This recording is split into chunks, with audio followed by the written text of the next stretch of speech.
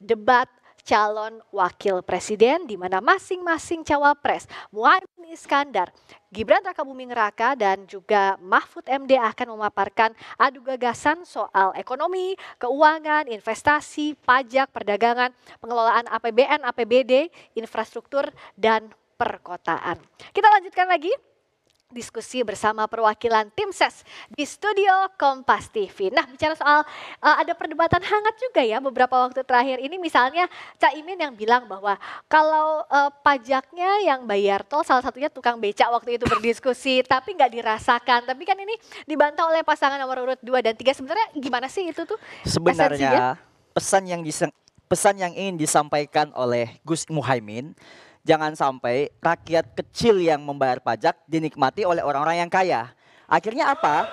Kesempatan yang akan disampaikan sebentar malam oleh Gus Muhaimin, bagaimana kemudian pemerataan ini adanya kesetaraan. Prinsip kesetaraan itu yang membayar pajak dari rakyat kecil harus dinikmati juga oleh mereka. Salah satu bentuk keberpihakan itu pernah disampaikan oleh Gus Muhaimin dalam sejumlah forum bahwa tol ini harusnya, kenapa justru truk-truk yang kemudian mahal, sementara mobil-mobil yang mewah justru harganya jauh lebih murah misalnya.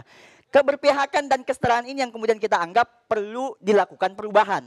Jadi apa yang disampaikan Gus Muhaimin itu adalah keresahan masyarakat. Itu adalah realitas publik yang memang kondisinya kita betul-betul menginginkan perubahan. Keadilan, rasa ekonomi yang setara, kemudian hadirnya prinsip-prinsip yang kemudian mengedepankan orang-orang yang jauh lebih membutuhkan gitu. Jadi keberpihakan ini lebih kepada bagaimana orang-orang yang kemudian punya prinsip kemudian selama ini ditindas, kita ingin menyelesaikan semua persoalan-persoalannya. Sebelum saya ke Pak Wihadi, kita lihat dulu bagaimana kondisi terkini. Ini di kediaman Muhaimin Iskandar juga sudah mulai berdatangan para tokoh lainnya. Dan ini adalah gambar di dalam kediaman Anies, di kediaman dari Muhaimin Iskandar sudah ada calon presiden nomor urut 1 Anies Baswedan di dalamnya dan juga tim pemenangan untuk bersama-sama. Kita lihat memang masing-masing pasangan calon nomor urut 1, nomor urut 2, nomor urut 3 ini sejak debat perdana lalu didampingi oleh keluarga terdekat juga oleh tim ses untuk memberikan semangat bagi para kandidat menghadapi debat untuk adu gagasan di depan publik. Sementara yang tadi Anda lihat adalah suasana red carpet atau bagaimana kondisi terkini di Jakarta Convention Center Jakarta, tempat berlangsungnya debat calon wakil presiden 2024. Kita akan lihat karena nanti sebelum masuk ke area debat di sebelah kanan layar Anda tepatnya, nanti para kandidat akan memberikan sepatah dua patah kata soal bagaimana nantinya gagasan yang akan dibawa, apa saja yang ditekankan dalam debat calon wakil presiden. Untuk wakil presiden, calon wakil presiden ini adalah debat perdana. Ini adalah gambar dari atas, gambar udara dari Jakarta Convention Center Jakarta, tempat pelaksanaan debat calon wakil presiden 2024. Kita nanti akan ke sana, tapi saya ke Pak Wihadi dulu. Tadi menjawab apa yang disampaikan oleh Mas Ismail. Apa iya memang soal infrastruktur ini hanya dinikmati oleh kalangan tertentu saja, tidak ada keadilan atau pemerataan? Jadi begini, kalau kita melihat infrastruktur saat ini, pembangunan infrastruktur ini adalah sebenarnya menghubungkan sistem ekonomi negara kita ini. Jadi dengan pembenahan sistem infrastruktur, maka yang terjadi adalah ekonomi ini akan bergerak. Nah, jadi kita tidak melihat separsial bahwa ini tukang becak, kemudian ini yang punya mobil, ini yang mungkin sepeda, tetapi kita melihat bahwa dengan adanya kelancaran infrastruktur, maka yang terjadi adalah roda ekonomi ini akan berjalan.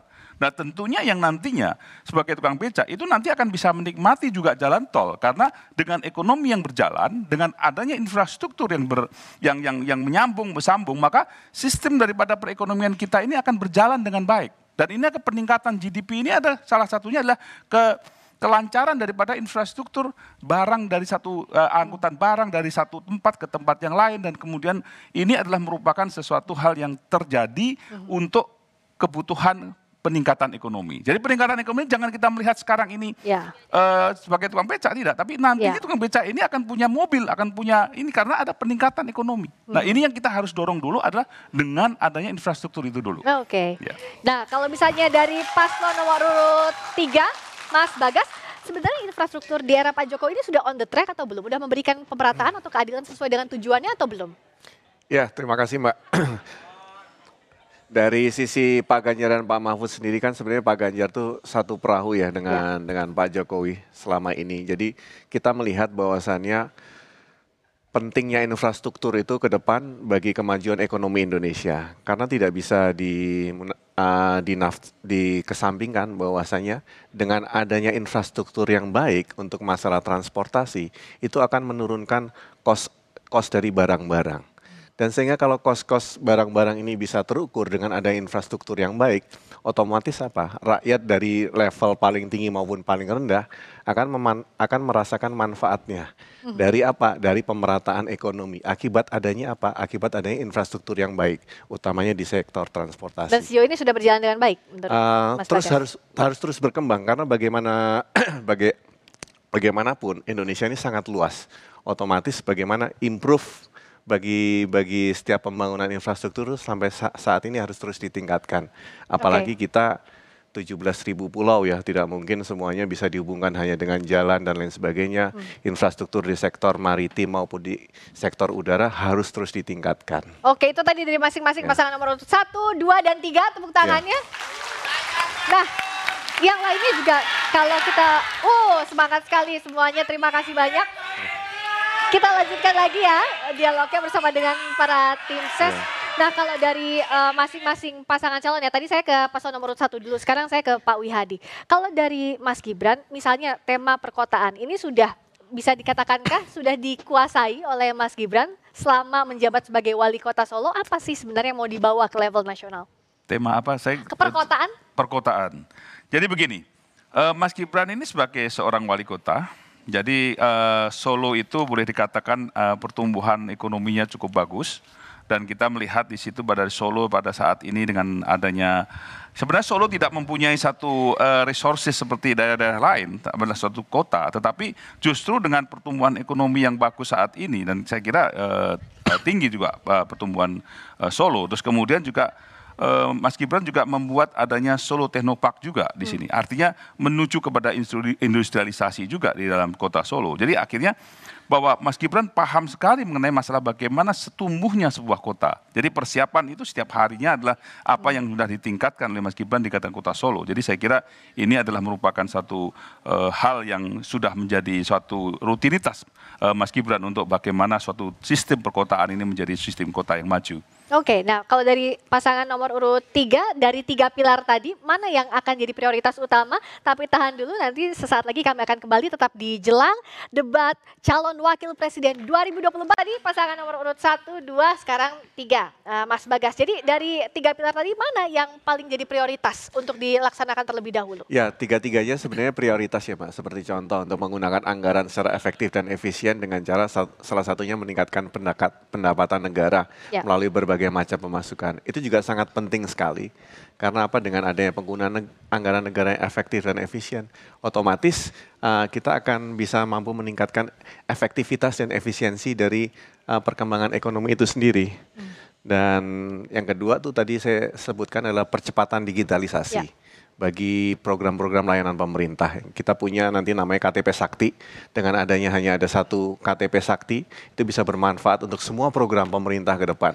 Baik itu misalnya ada kartu untuk kesehatan, kartu untuk tenaga kerja, ataupun semua bantuan-bantuan sosial bisa disalurkan melalui program KTP Sakti. Dan yang terakhir yang paling penting adalah pemberantasan korupsi. Karena dengan pemberantasan korupsi yang masif dan itu bisa mampu meningkatkan kepercayaan terhadap Indonesia sebagai salah satu destinasi investasi bagi negara-negara di dunia ke depan.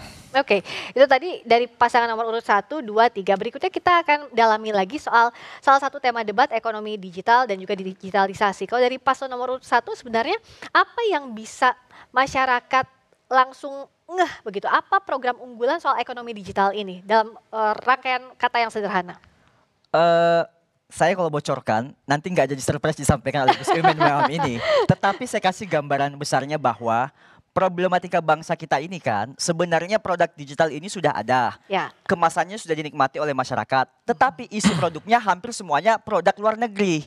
Kenapa kemarin kalau kita merujuk dari persoalan TikTok Shop misalnya Mbak ya, yang rame di blokir, itu karena dianggap bahwa memang tidak ada keberpihakan di sana. Jadi salah satu bahasan terkait dengan ekonomi digital yang akan dibahas sebentar malam juga terkait dengan prinsip kesetaraan dan prinsip keberpihakan kepada produk lokal, produk dalam negeri.